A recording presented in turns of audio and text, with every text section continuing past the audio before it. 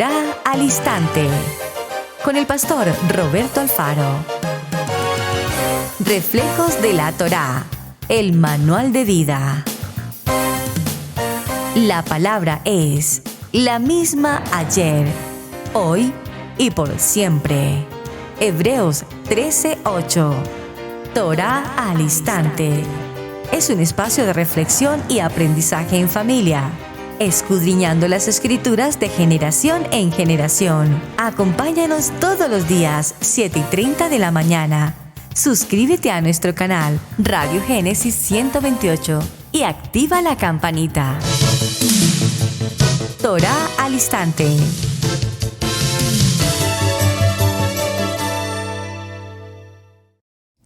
Shalom, mis amados hermanos. Bienvenidos a este tiempo especial de Torá al Instante. Su hermano pastor Roberto Alfaro, saludándoles y como siempre brindándoles la mejor y cordial bienvenida desde Israel, Casa Integral, en la ciudad de Cherryville, Carolina del Norte. Bueno, mis amados, una nueva semana, un Shemini, un nuevo comienzo, un nuevo tema. Espero que el tema de esta semana sea de mucha, pero de mucha bendición en sus vidas. Tengo en mis manos en este momento un libro que muy probablemente la gran mayoría de ustedes lo deben tener en su biblioteca personal. Entre muchos otros libros, por supuesto. Amamos los libros, y digo amamos los libros en el sentido de me encantan los libros, en la medida de lo posible compro libros, adquiero libros que documenten el contexto toraico, que nos documenten en la casa de Israel, en todo lo que desarrollamos. Obviamente, mis amados hermanos, algunos somos amantes de la lectura, unos más intensos que otros, pero es muy importante leer. Y esta disciplina la adquirimos cuando venimos a Torá y obviamente queremos aprender cada día un poco más. Es uno de los objetivos que tenemos justamente aquí en su programa Torá al Instante. Este libro que tengo en mano, repito, es de la consulta personal de biblioteca de cada uno de ustedes. Espero que cada uno de ustedes se adquiera y tenga su propia biblioteca. Nos vamos documentando poco a poco. Josefo, los escritos esenciales. Y quiero tomar unos minutos para hacer una pequeña lectura de la introducción de este libro, que entre varios temas trata, por ejemplo, la historia de los patriarcas, los hebreos en Egipto, Moshe y la salida de Egipto, el Sinaí, las conquistas de Canaán, Sansón y Samuel, Saúl, el rey David, Salomón y sus sucesores, el profeta Elías, el profeta Eliseo, la conquista y la destrucción y cautiverio, el retorno a Jerusalén, el libro de Esther, los macabeos, la conquista romana, Herodes el Grande, los gobernadores romanos, entre otros puntos, las guerras de los judíos y demás. Interesantísimo. Pero solo quiero tomar unas letras o unas líneas mejor de la introducción de este libro para precisamente introducir nuestro tema de semana. Aparte de la Biblia, Flavio Josefo es con mucho la fuente histórica más importante para iluminar toda la era bíblica y con respecto a algunos personajes, en especial del Brit Hadash. Es una fuente aún más completa. En términos de cantidad de datos, por ejemplo, Josefo provee probablemente 300 veces más la cantidad de información acerca de Herodes el Grande que el mismo Evangelio de Mateo, o 10 veces más acerca de Poncio Pilato. También provee fascinadoras y perspectivas acerca de otras figuras bíblicas como Arquelao, Herodes, Antipas, los dos Agripa, Félix y Festo, así como integrantes atisbos acerca de Juan el Bautista, de Jacob, el medio hermano de Yeshua y del mismo Yeshua. El valor del historiador judío es menor acerca del Tanaj, que cree dramáticamente para el periodo intertestamentario hasta que lo hace totalmente indispensable para comprender todo el marco político, social, intelectual y religioso de la era en cuanto al Brit Hadash. Yeshua es citado en dos famosos pasajes de Antigüedades de los Judíos, uno de los cuales había sido restaurado a lo que es más probablemente su forma original. El hecho de que Josefo naciera en Jerusalén 4 años más después de la crucifixión de Yeshua y que escribió alrededor del tiempo de la redacción de los evangelios, añade su valor como virtual testigo ocular de los acontecimientos de la era tardía del Nuevo Testamento. Así es que no es de asombrarse por ello que la venerable traducción de Winston de Josepho en 1737 soliera estar a renglón seguido de la Biblia en tantas bibliotecas del mundo de habla inglesa y con autoridad escritural. Bueno, vamos a dejarlo hasta allí solamente para hacer una pequeña presentación de este autor judío llamado Josefo, que narra con detalle, con mucho detalle y precisión, varios de los acontecimientos bíblicos que leemos en la Biblia, pero que se hace evidente y que aquí nos redacta con cierto detalle muchos de ellos. Ahora, nuestro tema entonces para semana tiene que ver con los libros. Porque tenemos los libros de la Biblia, los libros canónicos para formar la Biblia. Conocemos del canon de la Biblia, cuando se eligieron y se determinaron los libros que componen hoy nuestra Biblia. Pero también es interesante recordar que la misma Biblia y muchos autores bíblicos, profetas entre ellos, por ejemplo, nos mencionan libros, los libros de la guerra, por ejemplo, el libro de la vida, pero textualmente, físicamente, no tenemos acceso a esos libros. Entonces vamos a ver qué ocurre con muchos de los libros, repito, que aparecen en la Biblia, pero que no tenemos presencia física de ellos. Y es muy interesante porque en los años recientes han aparecido algunos libros o algo de literatura sobre libros que supuestamente son de contenido bíblico, pero que aparecieron de repente en los últimos años y sobre ellos se enseña, sobre ellos se está practicando hoy mucha teoría, sobre ellos se predica y necesitamos saber qué asiento verdadero tienen estos libros a nuestro tiempo, si son reales o son solamente escritural de autores, humanamente hablando, sin inspiración propiamente. Para hablar de todo esto, voy a hacer varios recuentos históricos en este primer día de semana. En primer lugar, vamos a ir al libro de Juan, capítulo 21 y en el verso 20. Acompáñenme por favor con sus Biblias, vayan a la lectura, acompáñenme en la lectura. Libro de Juan, Evangelio de Juan, en el capítulo 21 y tomaremos el verso 20 en adelante. Y nos enfocaremos en el contexto del verso 25. Dice la palabra: volviéndose Pedro, vio que le seguía el discípulo a quien amaba Yeshua, el mismo que en la cena se había recostado al lado de él, y le había dicho Pedro: Adón, ¿quién es el que te ha de entregar?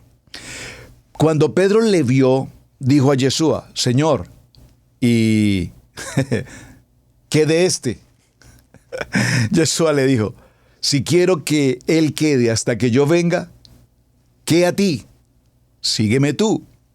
Este dicho se extendió entonces entre los hermanos que aquel discípulo no moriría.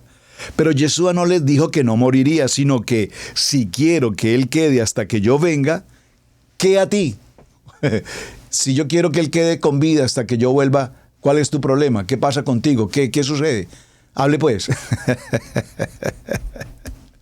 Este es el capítulo que da testimonio de estas cosas. Y escribió estas cosas y sabemos que su testimonio es verdadero. Aquí está el verso 25 con el punto de partida para nuestro programa de semana.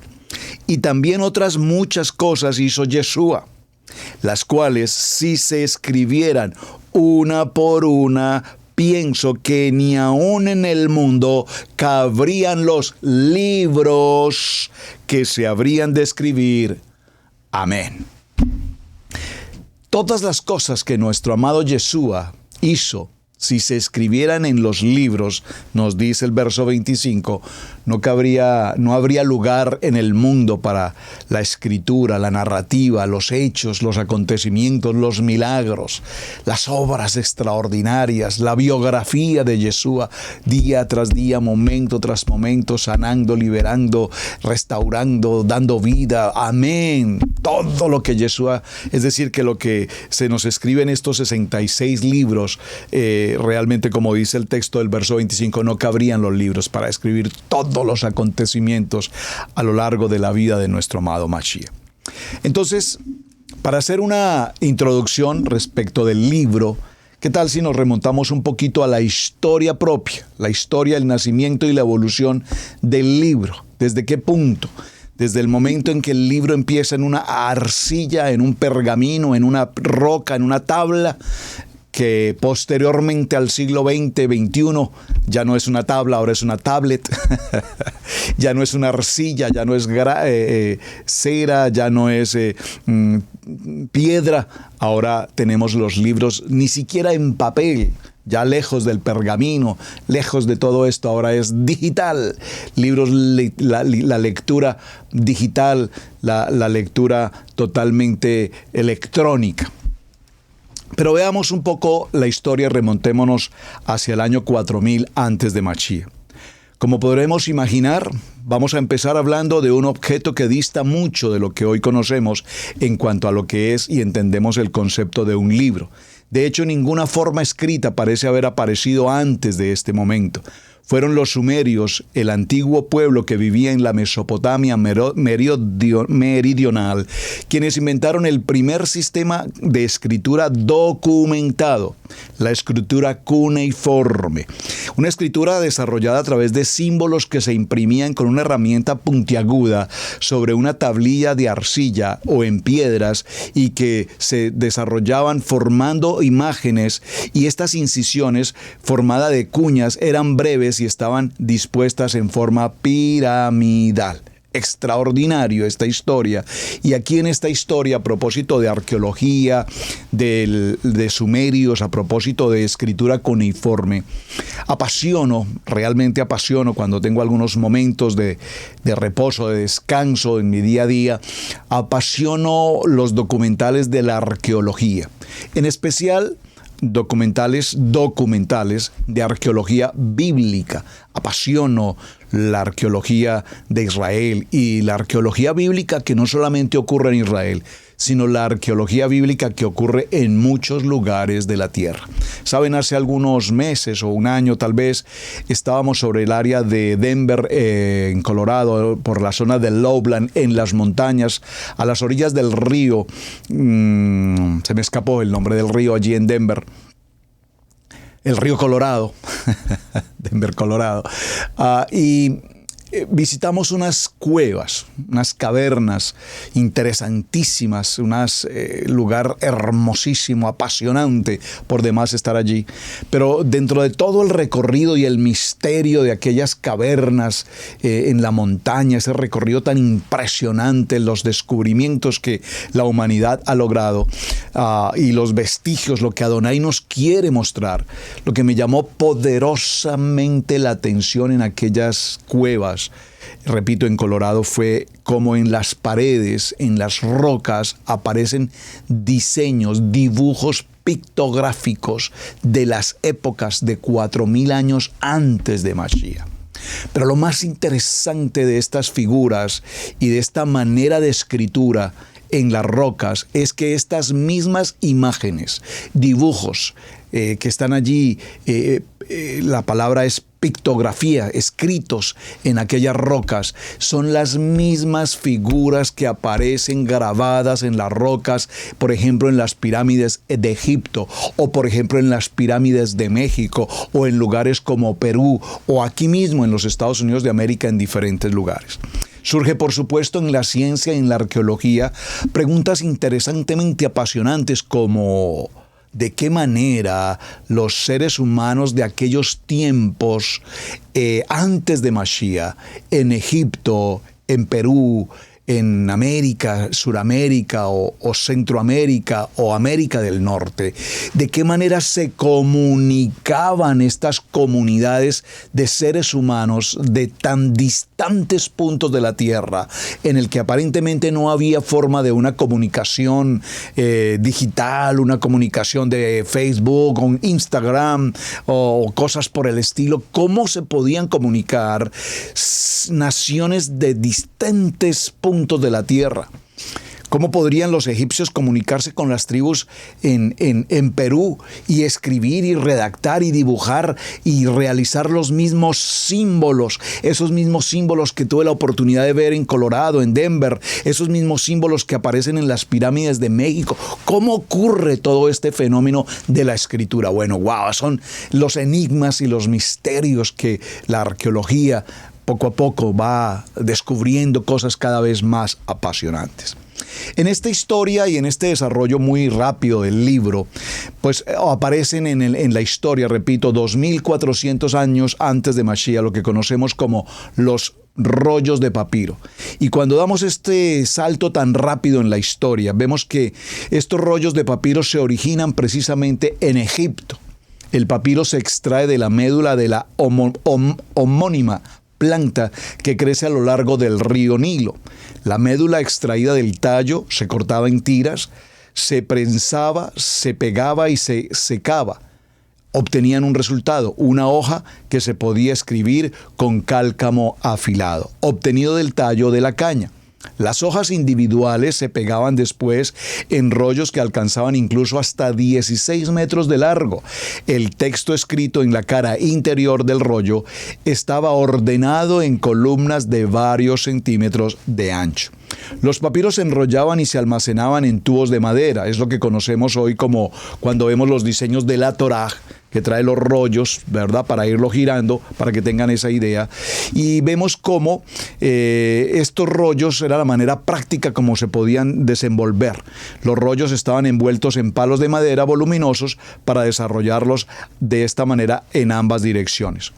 Otro inconveniente que se presentaba con este tipo de documento era que el papiro era un material extremadamente frágil, sujeto al desgaste y víctima de la humedad.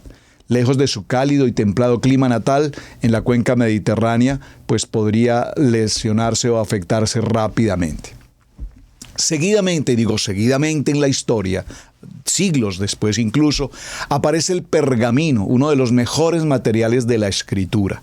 En torno al siglo II antes de Mashiach surge un nuevo material para la escritura, conocido como el pergamino, una membrana obtenida de la piel de los animales que se calcinaba, limpiaba y estiraba. Se obtenía así una superficie fina, muy pulida, resistente y además elástica. Los pergaminos más refinados aún se consideran uno de los mejores soportes de la escritura hasta nuestros días. No es casualidad que se siguiera usando todavía aún hasta el siglo IV después de Mashiach. Los orígenes que tenemos respecto al pergamino nos llevan inmediatamente a Grecia. El nombre deriva de la ciudad de Pérgamo, lugar en el que se encontraba una de las bibliotecas más grandes del mundo, rival de la Biblioteca de Alejandría. Fue en la época en la que el papiro comenzó a escasear, cuando los pergaminos se convirtieron en la alternativa más perfecta.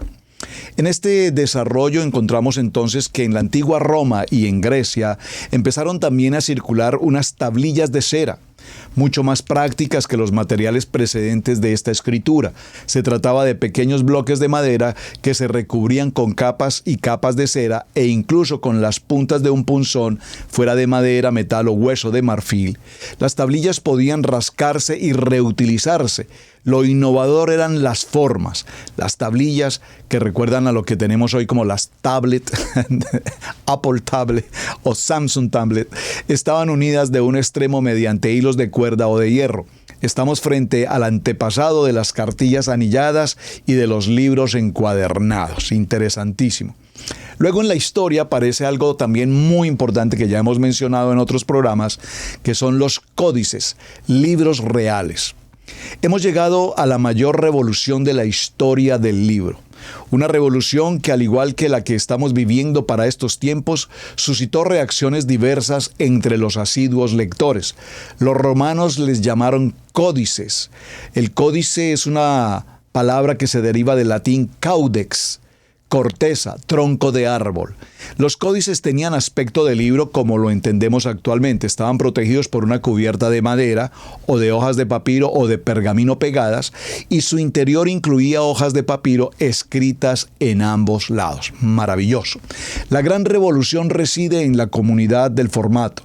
Los códices eran de dimensiones reducidas, las páginas eran fáciles de hojear y los números de página e índice facilitaban su consulta.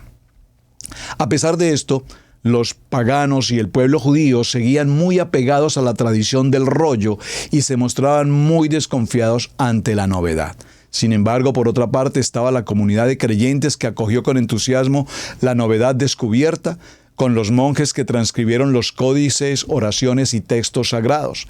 En la Edad Media los creyentes fueron decisivos en la afirmación de los nuevos libros, que se volvieron un importantísimo medio de transmisión sobre las obras literarias de carácter religioso. Recordemos que ya en el año 105 después de Mashiach, en la lejana China, Caín Lun inventó el papel. Recuerde esto siempre, el papel fue inventado entonces en China. Sin embargo, todavía hubo que esperar un poco de tiempo para ver el primer libro encuadernado con páginas de papel. En el periodo del 400 al año 600 después de Mashiach, aparecieron los primeros manuscritos iluminados en hojas de pergamino. Estos valiosos libros estaban escritos a mano por los monjes, decorados con materiales preciosos como plata u oro, coloreados con tintes brillantes y adornados con ilustraciones muy detalladas. Estas verdaderas obras de arte con un papel fundamental, ya que si no hubiesen sido transcritas en códices iluminados en gran parte de la antigua literatura griega y romana, no habrían llegado hasta nuestros días. El primer libro impreso y buena parte de la historia de este libro coincide con la historia de la imprenta, que comienza en el siglo VI después de Mashiach. Observen esto, venimos desde 4000 años antes de Mashiach y ya vamos en el siglo VI después de Mashiach. Es allí cuando se inventó el primer proceso de impresión con bloques de madera. El bloque de madera con caracteres esculpidos en relieve se bañaba con tinta y se imprimía en la hoja de modo como un sello. Uno de los primeros textos impresos con este sistema, o al menos uno de los más antiguos hallados hasta nuestros días, es una copia del Sutra del Diamante, que data del año 868 después de Mashiach, y se trata de un rollo compuesto por 6 hojas de papel de más de 5 metros de largo. Realmente no sé qué contenido tiene este libro, sería interesante averiguarlo, el Sutra del Diamante. Hemos llegado entonces a otra etapa decisiva de la historia del libro y la más importante de la historia de la imprenta. La invención de los tipos móviles surgió en China y fue aquí en el año 1041 donde el tipógrafo Bi Shen inventó tipos móviles de arcilla. En 1298 Wang Shen perfeccionó el invento. ¿Qué hizo? Sustituyó la arcilla por madera e inventó un sistema de mesas giratorias que mejoró la técnica de impresión. Quien más adelante perfeccionó y llevó este sistema a Europa fue el orfebre alemán Johannes Gutenberg. El primer libro impreso con la nueva máquina de impresión fue la Biblia de Gutenberg, que vio la luz el 23 de febrero de 1455 y una tirada de 180 copias. De estas, solo unas 20 han llegado hasta nuestros días. Si queremos profundizar entonces sobre toda esta historia, tenemos que ir, repito, a muchos de los textos que se recomiendan aquí en las páginas de internet respecto a los recomendados acerca de la historia y evolución de los libros que usted puede consultar. En el año 1501 nacieron los primeros libros de bolsillo de los clásicos en griego y en latín. Aldo Pio Manuzio fue el editor, gramático y humanista italiano, recordado por 2 descubrimientos que no podían faltar en nuestra historia. Inventó el formato de bolsillo, libros de formato pequeño y económico, e introdujo la letra cursiva, cuyas letras compactas ayudaban a ahorrar espacio. Gracias a estos descubrimientos, mucho más hombres podían tener libros y, en caso necesario, llevarlos consigo en su bolsillo al lugar a donde ellos fueran. Pero en este avance y en este resumen muy rápido que estoy desarrollando con la historia del libro, pues en este viaje tan apresurado llegamos a los años de 1970 y en este periodo el proyecto Gutenberg dio luz a los primeros libros electrónicos. Durante varios años los libros digitales eran producidos con un único objetivo: archivar obras, sobre todo los libros de dominio público, y fue en el siglo XXI cuando el formato digital empezó a considerarse también una literatura de publicación válida. En el año 2000 se publicó el primer libro en formato electrónico, la novela Reading the Bullet de Stephen King. En un solo día se vendieron 400,000 copias digitales de este libro o de esta novela. Unos años después, en el año 2007, la compañía Amazon lanzó la aplicación Kindle, el primer lector de libros electrónicos que también arrasó en el mundo entero con la literatura electrónica. Estamos hoy entonces, mis amados hermanos, en la era del libro electrónico, Electronic Book, el libro electrónico. No obstante, esto no significa que los libros de papel y tinta se extiendan o se hayan extinguido. Los libros impresos convienen para que todos nosotros recordemos esta historia, y los libros digitales nos facilitan y nos apasionan leer con mayor intensidad. Bueno, un artículo muy interesante, muy interesante y muy rápido por demás sobre lo que es la historia de los libros y por qué estoy hablando de libros. Recuerden que hoy es nuestro programa de introducción y tengo que tomarme el tiempo para hacer toda la historia, porque pues hablar de libros bíblicos los conocemos a muchos de ellos, sus autores y demás, pero recuerden que nuestro foco de programa es ¿por qué la Biblia nos menciona una inmensidad de libros de los cuales no tenemos rastro, no tenemos huella, no hay documento que hoy podamos consultar previamente sobre ellos? Teníamos que hacer entonces un recorrido histórico y, por supuesto, en el recorrido histórico retomar un poco la historia de nuestra semana anterior, cuando hablamos del rey Saúl, el rey David, el rey Salomón y los reyes del norte y los reyes del sur, de la casa de Israel y de la casa de Judá. Cuando hablamos de Salomón, recordemos que los textos nos mencionan a Salomón, quien había heredado una considerable fortuna, un gran imperio conquistado por su padre, el rey David, que se extendía desde la frontera de Egipto hasta el río Éufrates y Mesopotamia. Este reino estaba integrado por los territorios de Israel, administrado con un sistema de 12 distritos y numerosos reinos valiosos que hasta hoy se conservan en la arqueología y en todos los contextos bíblicos. Sin embargo, a donde quiero llegar con la historia es recordar que además de todo lo que representa la vida, la obra, el desarrollo de este rey maravilloso Salomón, con sus defectos, con sus errores y con sus cualidades, como el rey Salomón no hay. Entonces vemos que a él se le atribuyen, entre otras cosas, la autoría de algunos de los libros bíblicos. Ya lo mencionamos en nuestro programa anterior, libros como Eclesiastés, el libro de Proverbios, el libro Cantar de los Cantares, algunos de los Salmos y posteriormente los libros de Sabiduría y los libros de Odas de Salomón. También algunos de estos son considerados como parte de los libros pseudoepigráficos, que ya hablaremos sobre ello un poco más adelante. Por lo tanto, tampoco nos es extraño para todos nosotros cuando preguntamos por los Salmos, el libro de Teilín, Salmos, pensar de que los Salmos fueron escritos por el rey David. Sin embargo, cuando nosotros tenemos en mente este pensamiento y miramos los salmos respectivamente, nos daremos cuenta que hay varios autores como Moshe, por ejemplo, Asaf, Eimán, entre otros. Y hay interesantes respuestas al respecto.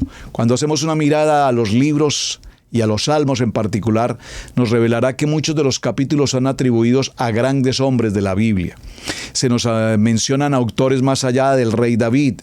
El rey David compuso el libro de los salmos por medio de 10 sabios: Adán, Melquisedec, Abraham, Moshe, Eimán, Yedután, Asaf y los 3 hijos de Coraj.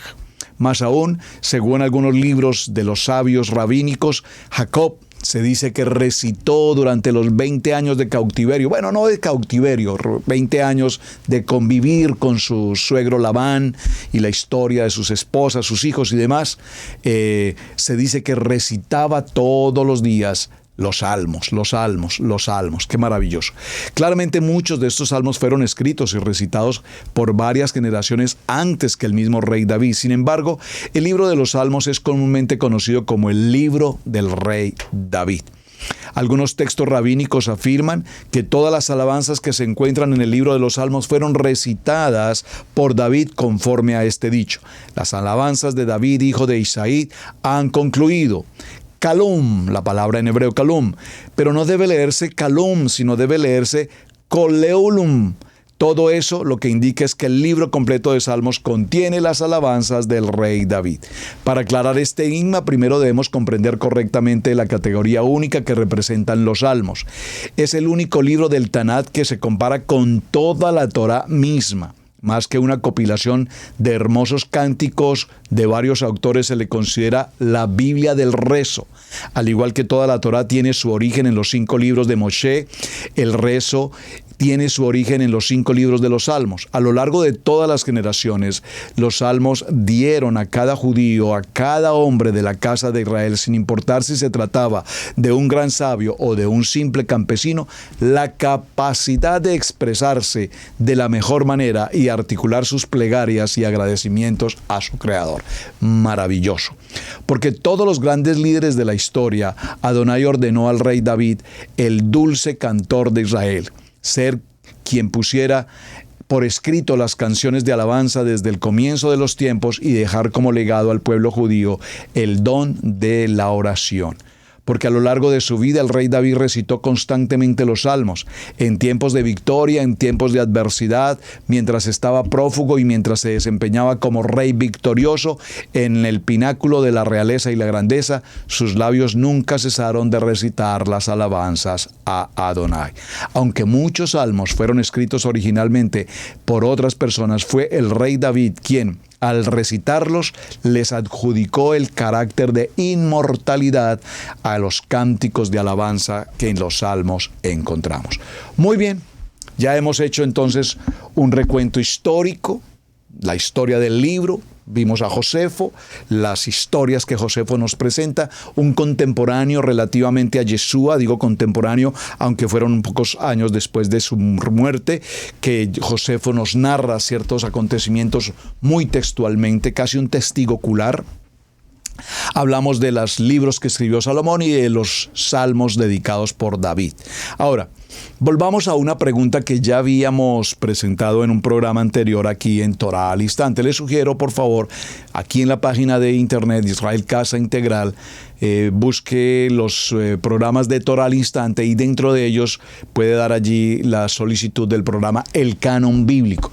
Hicimos un programa del Canon Bíblico extraordinario, es uno de los programas que más me ha gustado poder presentar con ustedes, un programa muy completo, muy detallado y fundamental en la vida de todo creyente. Pero voy a retomar algo muy básico para nuestro tiempo de hoy.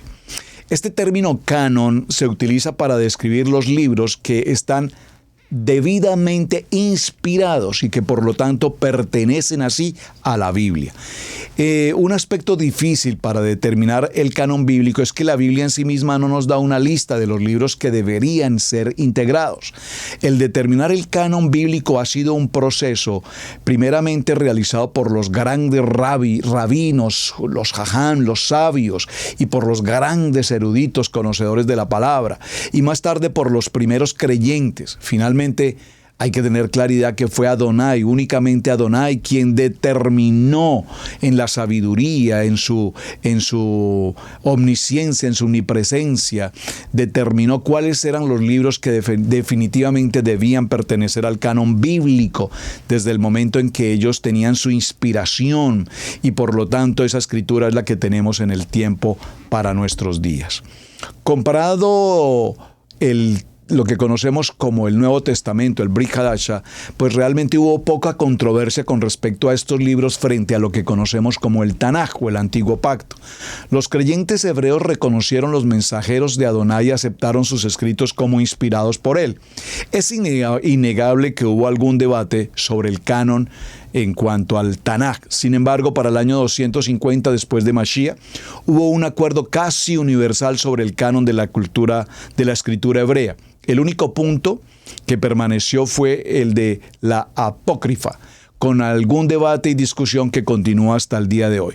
La gran mayoría de los eruditos hebreos consideran que la Apócrifa es un conjunto de buenos documentos históricos y religiosos, pero que no tienen el mismo nivel de inspiración de las escrituras hebreas. Sobre eso hablaremos un poco más adelante, pero es importante recordar que cuando se habla del Apócrifo nos menciona algunos libros que los miraremos esta semana, los que se consideran libros no inspirados. Y esto es muy interesante, hermanos, porque aunque en cuanto al Tanaj hubo controversia respecto del Brit Hadasha, no. Sin embargo, libros como Apocalipsis, por ejemplo, los sabios cuando leían Apocalipsis y veían toda esta metáfora y esta simbología y este lenguaje, esta narrativa tan impresionantemente extraña que tiene el libro de Apocalipsis, sin que se pueda comprender el fundamento bíblico toraico y no lograr entender cada enigma de Apocalipsis, pues en algún momento Apocalipsis fue considerado aparte. No va. Este libro no se incluirá en el canon bíblico hasta que Adonai determinó y estableció que no era el pensamiento de los hombres, sino que Adonai estableció que el libro de Apocalipsis sí debía formar parte del canon bíblico. Recordemos que Biblia representa un conjunto de libros, es a lo que llamamos Biblia, los 66 libros que hoy conocemos textualmente como reconocidos, aparte de los pseudocanónicos o los deuterocanónicos. Entonces, el primer canon, y tengan presente esta información, por favor. El primer canon, permítame continuar un poco más atrás. Pablo consideró que los escritos de Lucas tenían tanta autoridad como en el Antiguo Testamento. El primer libro de Timoteo 5:18 también nos habla sobre esto, Deuteronomio 25:4 y Lucas 10:7. Pero reconoció que los escritos de Pablo como parte de las Escrituras, algunos de los libros del Nuevo Testamento estuvieron circulando entre las iglesias. Clemente de Roma mencionó por lo menos 8 libros del Nuevo Pacto. Ignacio de Antioquía reconoció cerca de 7 libros. Policarpo, discípulo del apóstol Juan, reconoció 15 libros. Más tarde, Irineo mencionó 21 libros. Hipólito reconoció 22 libros, y los libros más controvertidos del Nuevo Testamento fueron Hebreos, Santiago, Segunda Carta de Pedro, Segunda Carta de Juan, el tercer libro de Juan o la tercera carta de Juan y el libro de Apocalipsis. Vean, estos libros que hoy los leemos con tanta facilidad y los tenemos obviamente incorporados, en su momento, los voy a repetir, el libro de Hebreos, el libro de Santiago, segundo libro de Pedro, segunda carta de Juan, tercera carta de Juan y Apocalipsis, fueron libros que tuvieron que pensarlo 2 o 3 veces hasta que Adonai les dio la suficiente confirmación de que debían aceptarlos. Entonces, el primer canon fue el canon de Muratori, que fue compilado en el año 170 después de Mashiach. El canon Muratori incluyó todos los libros del Nuevo Testamento, excepto, repito, Hebreos, Santiago y tercera de Juan. En el año 363 después de Mashiach, el concilio de la Odisea declaró que solo el Tanaj, junto con algunos apócrifos y los 27 libros del Brit Hadasha, debían ser leídos en las iglesias. El concilio de Hipona, en el año 393 después de Mashiach, y el concilio de Cartago, en el año 397 después de Mashiach, también confirmaron la autoridad de los mismos 27 libros. Los concilios se avanzaron en algo similar a los siguientes principios para determinar si un libro del Nuevo Testamento era realmente inspirado por el Ruach HaKodesh. Primero, ¿el autor fue un apóstol o tuvo estrecha relación con un apóstol? Segundo, ¿el libro ha sido aceptado por la mayoría de los creyentes?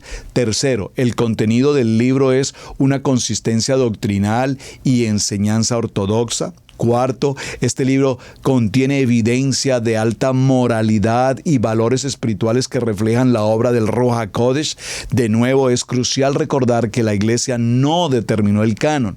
Ningún concilio primitivo determinó el contenido del canon. Fue solamente Adonai y solamente Él quien determinó qué libros deberían pertenecer al canon bíblico. Los libros de la Biblia que reúnen en este contenido fueron elegidos y establecidos por Adonai en su sabiduría, en su soberanía. A pesar de nuestra ignorancia y terquedad, guió a la iglesia primitiva al reconocimiento de los libros que hasta hoy tenemos inspirados. Muy bien, en este orden de ideas, hermanos, entonces estamos llegando a un punto muy interesante. Ya vimos cómo vimos la historia de los libros, vimos los libros de Salomón, los libros o la escritura del rey David, vimos la importancia del canon bíblico y entonces inmediatamente tenemos que acercarnos a una pregunta.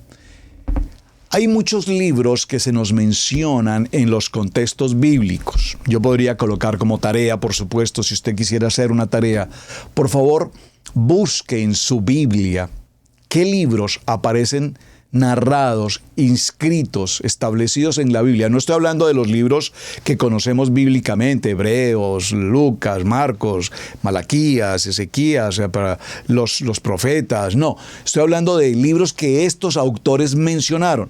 Por ejemplo, el libro de Jaser. Vamos a ver alguna serie de libros que se mencionan en la Biblia, pero que entre otras cosas no forman parte del canon bíblico. Vean qué interesante. Observen lo que estamos haciendo. Vamos a mencionar libros que sabemos que existen, pero que no forman parte del canon bíblico. Y probablemente vamos también a reconocer cuáles son las características de estos libros. ¿De acuerdo? El libro de Jaser, y quisiera que fuéramos a una cita bíblica para el ejemplo que quiero llevarlos. Acompáñenme por favor al libro de Josué en el capítulo 10. Josué, vamos por favor todos con su Biblia al libro de Josué y miremos el capítulo 10 y tomemos el verso 13. Josué capítulo 10, verso 13. Dice, y el sol se detuvo y la luna se paró, hasta que la gente se hubo vengado de sus enemigos. ¿No está escrito esto en el libro de Jaser? Y el sol se paró en medio del cielo y no se apresuró a ponerse casi un día entero. Entonces ahora comprenden a dónde los quiero llevar, mis amados hermanos. Esta porción del libro de Josué, capítulo 10, verso 13, nos menciona el libro de Jaser. Pero ese libro de Jaser no lo tenemos aquí en el compendio física, en el canon bíblico. Entonces, ese libro de Jaser, ¿dónde está? ¿Qué nos muestra ese libro de Jaser? ¿Quién escribió ese libro de Jaser?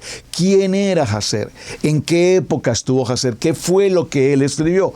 Hoy tenemos ya ese libro, aquí lo tengo, mañana lo traeré a la mesa de estudio.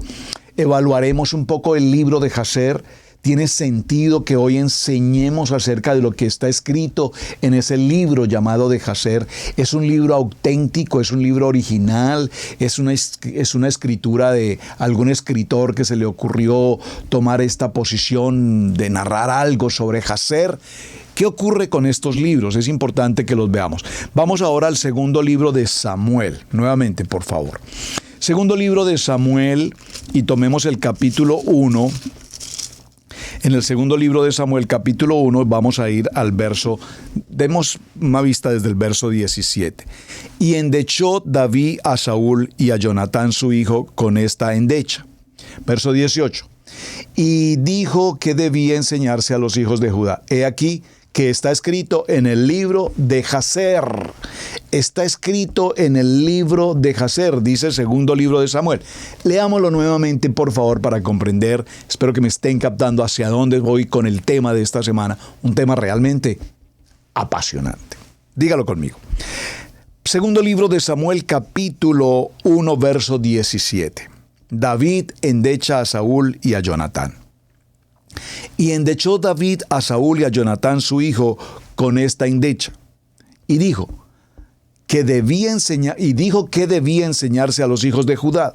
He aquí que está escrito en el libro de Jaser. Ha aparecido la gloria de Israel sobre las alturas, como han caído los valientes.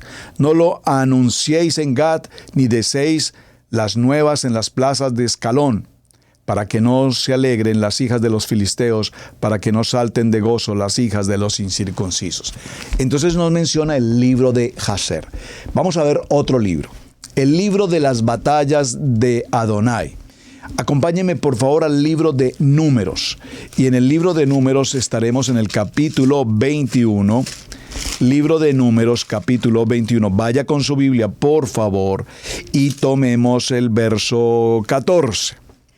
Por lo tanto, dice en el libro de las batallas de Adonai, lo que hizo en el Mar Rojo. ¿Están conmigo?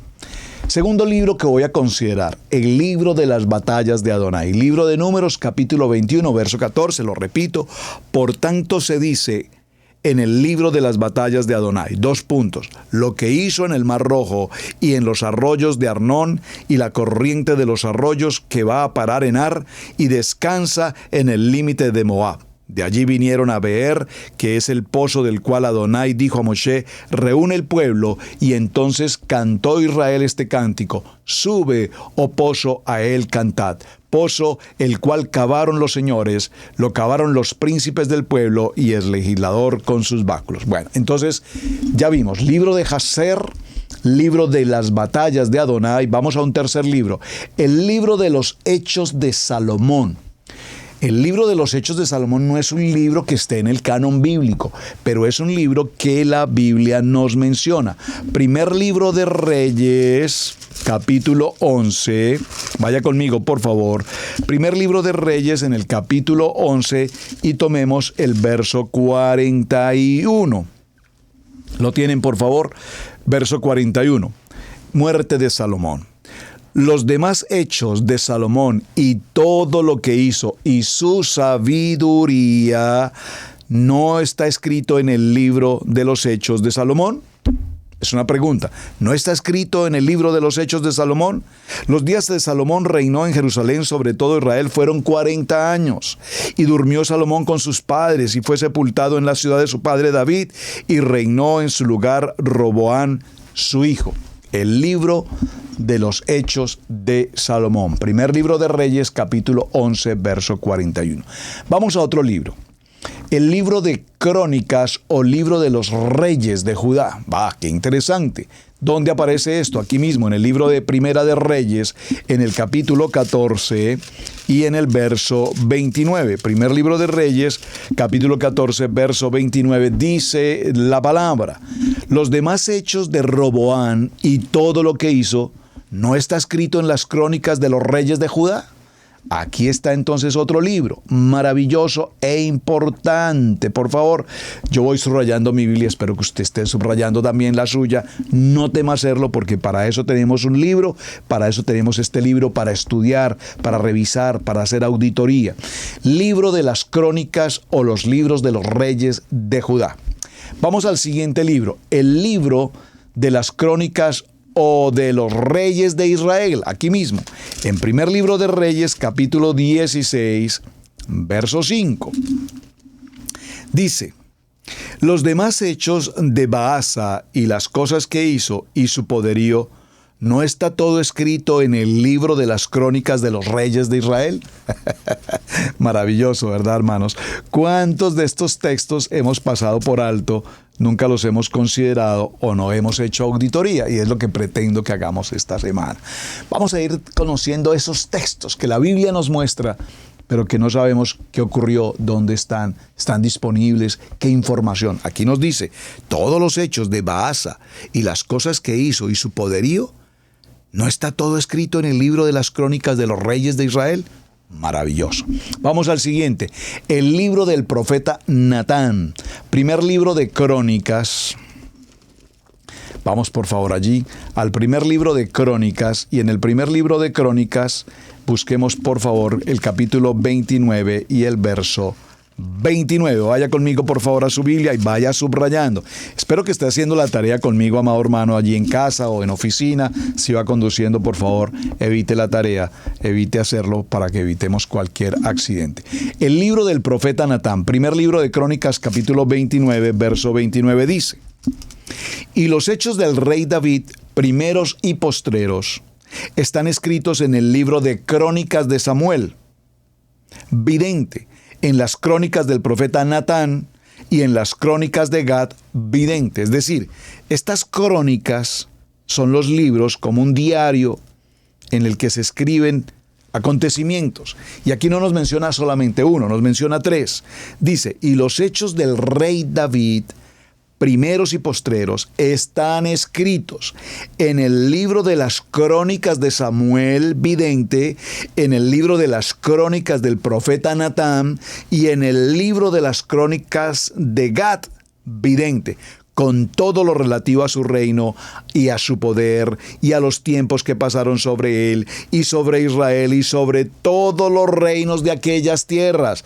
Amén. Es decir, que lo que no nos contaron los libros de crónicas, primera de Reyes, segunda de Reyes, o primera de Samuel, segunda de Samuel, que no nos contaron las crónicas, están escritos en estos libros, en los libros del profeta Natán, en los libros de Can el vidente y en los libros de Samuel vidente. Seguimos adelante entonces, mis amados, a ver si el tiempo nos lo permite, y lleguemos al libro de las crónicas de Gad vidente, lo acabamos de mencionar, el libro de las crónicas de Samuel vidente, lo acabamos de mencionar, el libro de Enoch. Este es otro libro apasionantemente importante en nuestros días. Hay mucha información en internet disponible sobre el libro de Jacer y sobre el libro de Enoch. La pregunta: si usted ya tiene esos libros en su mano, probablemente usted los ha adquirido, están en el mercado, se pueden comprar, y si ya los ha leído, tenemos que preguntarnos si lo que está escrito allí es el producto de un escritor, repito, normal, que se le ocurrió tomar esta autoría, o realmente tienen el respaldo, el fundamento, el contenido, la inspiración de un texto de la época. Ya vimos los aspectos que se deben tener en cuenta para considerarse un libro de carácter o de contenido bíblico, no necesariamente del canon bíblico, pero que tengan un fundamento en el tiempo, en la época, en la moralidad, en el poder del Ruach HaKodesh. Libro de Enoch, Judas capítulo 1, vaya conmigo por favor al libro de Judas, en el capítulo 1, y veamos, bueno, Judas solo tiene un capítulo, entonces Judas 1:14, léalo conmigo. De estos también profetizó Enoc, séptimo desde Adán, diciendo: He aquí vino el Adón con sus santas decenas de millares para hacer juicio contra todos y dejar convictos a todos los impíos de todas las obras impías que han hecho impíamente y de todas las cosas duras que los pecadores impíos han hablado contra él. Estos son murmuradores, querellosos, que andan según sus propios deseos, cuya boca habla cosas infladas, adulando a las personas para sacar provecho. ¿Dónde está escrito esto? En el libro de Enoc. ¿Dónde aparece en la Biblia? El libro de Enoc mencionado, en el libro de Judas, en el verso 14. Maravilloso. La Biblia nos habla de otras obras, como la del profeta Semaías. Segundo libro de Crónicas, vamos al segundo libro de Crónicas, en el capítulo 11. Espero que me esté siguiendo, espero que esté tomando nota, hermanos. Esta información es muy importante que usted la tenga presente, muy importante que la tenga presente. Segundo libro de Crónicas, en el capítulo 11, y tomemos desde el verso 1 en adelante. Dice segundo libro de Crónicas, vamos a hablar acerca del libro del profeta Semaías. Cuando vino Roboán a Jerusalén, reunió de la casa de Judá y de Benjamín a 180,000 hombres escogidos de guerra para pelear contra Israel. Esto es impresionante, hermanos. Aquí nos está narrando una historia que nos estremece el ADN, porque Roboán vino a Jerusalén y reunió a la casa de Judá y de Benjamín, y reunió 180,000 hombres escogidos de guerra para pelear ¿contra quién? Contra sus hermanos, contra la casa de Israel, y hacer volver el reino a Roboán. Es decir, no es por revelación, no es por unidad, no es por ejad, es por guerra, es por fuerza, es por sangre que se pretendía unir a las dos casas. Mas vino palabra de Adonai a Semaías, varón de Adonai, diciendo: Habla a Roboán, hijo de Salomón, rey de Judá, y a todos los israelitas en Judá y a Benjamín, diciéndoles: Así ha dicho Adonai, no subas ni peleéis contra vuestros hermanos. Vuélvase cada uno a casa, porque yo he hecho esto. Y ellos oyeron la palabra de Adonai y se volvieron y no fueron contra Joroboam. La profecía de Ahías, el silonita, y las visiones del vidente que nos narra este texto. Amén. Y continúa la lectura. ¿Qué nos queda por leer? La epístola de la Odisea. En el libro de Colosenses, vaya conmigo por favor, y vamos a terminar aquí en este punto. En el libro de Colosenses, en el capítulo 4 y en el verso 16. Colosenses 4:16. Dice la palabra: cuando esta carta haya sido leída entre vosotros, haced que también sea leída en la iglesia de la Odisea. Esa carta es un documento, ese documento es un libro. Cada carta, estos libros son cartas, por eso nosotros decimos somos como cartas abiertas, como cartas leídas, porque somos un documento escrito. Entonces, mis amados, en este orden de ideas estamos viendo el orden de los libros y estamos viendo la importancia de los libros que nos aparecen en la Biblia y que, repito, no los tenemos presentes y que no tenemos físicamente estos libros. La Biblia tiene varias menciones de los libros celestiales de Adonai. En el libro de Shemot, capítulo 32, verso 32, vayamos allí, por favor. Éxodo, capítulo 32, verso 32, dice la palabra, léalo conmigo, 32 de Éxodo, que perdones ahora... Libro de Shemot 32, que perdones ahora tu pecado, y si no, raeme ahora de tu libro que has escrito. Raeme de tu libro que has escrito. El profeta Daniel escribió: millares de millares le servían y millones de millones asistían delante de él. El juez se sentó y los libros fueron abiertos. Los libros fueron abiertos. Ahora, indudablemente, cuando leemos la Biblia, hay un libro que todos tenemos en nuestros labios para pronunciar siempre, que nunca se ha borrado nuestro nombre del libro de la vida. El libro de la vida.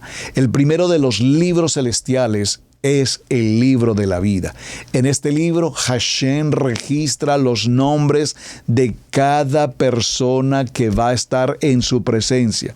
El libro de Juan, o Juan mejor nos escribe en el libro de Apocalipsis, en el capítulo 3, verso 5, dice: el que venciere será vestido de vestiduras blancas, y no borraré su nombre del libro de la vida. Y Apocalipsis capítulo 20, verso 12 nos dice: y otro libro fue abierto, el cual es el libro de la vida. Y fueron juzgados los muertos por las cosas que estaban escritas en los libros. No entrará en ella ninguna cosa inmunda o que hace abominación y mentira, sino solamente los que están inscritos en la vida del libro del Cordero. Aquí hay otro libro, el libro del Cordero. Entonces tenemos el libro de la vida, el libro del Cordero. Apocalipsis 21-27 hace referencia entonces al libro del Cordero. Ahora, ¿cómo podemos estar seguros de que nuestros nombres verdaderamente estén inscritos en el libro de la vida, en el libro del Cordero?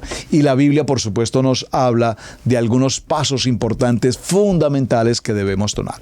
Entre ellos, muy importante, arrepentimiento de nuestro pecado, es decir, la techuvá, tener una verdadera, auténtica y legítima techuvá. La semana anterior veíamos en el programa de los reyes de Israel cómo David, en medio de sus errores, de sus debilidades humanas, de sus sinnúmero de situaciones de pecado, inmoralidad y muchas cosas en su entorno familiar y demás, si algo David rescatamos de su vida y nos dejó como enseñanza David, fue techuvá, arrepentimiento. Y recuerden, mis amados, que arrepentimiento no es desde ningún punto de vista igual a remordimiento. por mi culpa, por mi culpa, por mi culpa. Ese remordimiento y, como diría por allí alguien, lágrimas de cocodrilo. Ya espero que usted entienda qué significa lágrimas de cocodrilo. Si alguien lo puede decir, por favor aquí en el chat, explíquenos a algunos que probablemente no saben qué significa lágrimas de cocodrilo. Nosotros no podemos pasar por remordimiento. Ay, es que tengo un remordimiento porque dije, porque hice, porque no debía hacer, por esto. Ese remordimiento no. Teshuvá.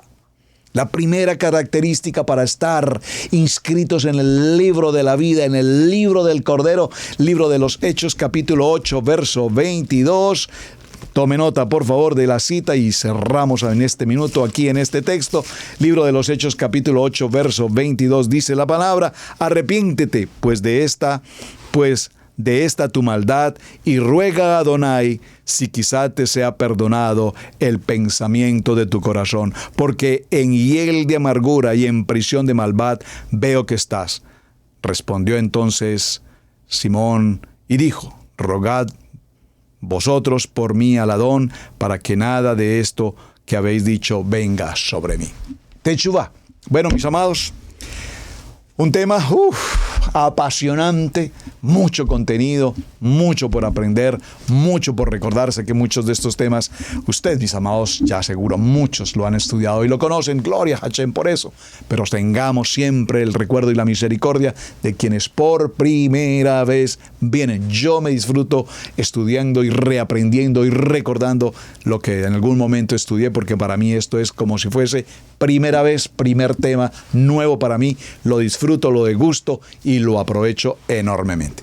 Mis amados, muchísimas gracias por acompañarnos. Tiempo de Torah al instante hasta el día de mañana. Pastor Roberto Alfaro desde Israel, Casa Integral. Recuerden, por favor, compartir el programa, compartan. Gracias por sus muy buenos comentarios. Solo recibimos buenos comentarios. Si alguien va a escribir un mal comentario, no pierda tiempo en escribir malos comentarios, porque nosotros en rectitud, en integridad, en moralidad vivimos aquí en Torah al instante. Mis amados, hasta el día de mañana. Shalom. Muy, pero muy buen día para todos, hermanos. Espero que tengan una jornada especial y espero que el programa haya sido absolutamente de su interés y de gusto, porque mucho tenemos para esta semana. Shalom. Hemos presentado Torah al instante con el pastor Roberto Alfaro. Para nosotros es un placer poder servirle. Contáctanos a nuestro correo radiogenesis128@gmail.com. Torah al instante.